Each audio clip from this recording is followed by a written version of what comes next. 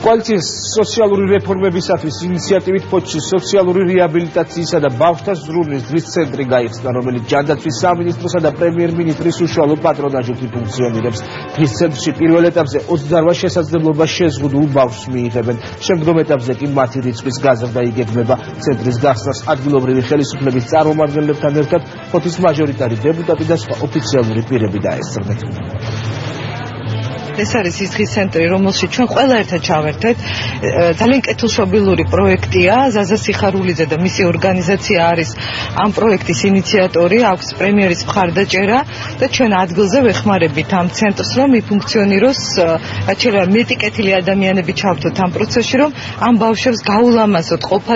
ეს ბავშვები არიან სოციალურად დაუცველები, ასევე შეზღუდული შესაძლებლობების, მათ სახელმწიფო აფინანსებს სრულად.